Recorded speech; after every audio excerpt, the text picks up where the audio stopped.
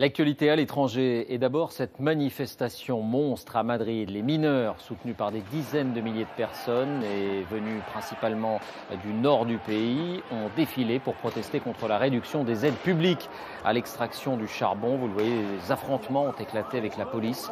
On compte quelques blessés légers. Mais l'information qu'on retiendra de cette journée en Espagne, c'est ce coup de massue pour l'économie. On évoquait tout à l'heure les mesures prises en France. Mais que dire de la rigueur annoncée là-bas par le chef du gouvernement, Mariano Rajoy.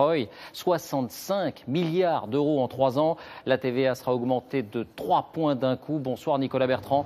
Vous êtes en direct à Madrid. C'est un plan énorme qui a été annoncé.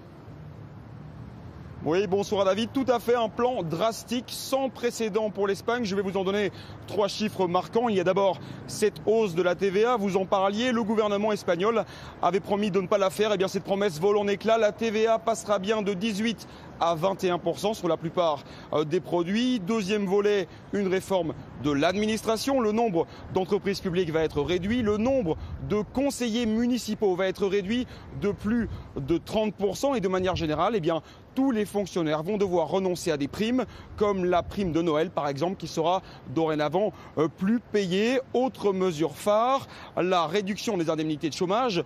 Quand un Espagnol sera au chômage depuis plus de 6 mois, eh bien, il ne touchera pas non plus 60% de son ancien salaire, mais bien 50% seulement. Un ensemble de mesures, vous le disiez, qui devrait permettre à l'Espagne d'économiser 65 milliards d'euros d'ici à la fin 2014. À l'annonce de son plan, le Premier ministre Rajoy a été traité de laquais de l'Europe par une partie de l'opposition. Lui répond qu'il n'avait pas le choix. C'était la condition sine qua non pour permettre à l'Espagne d'étaler dans le temps son déficit.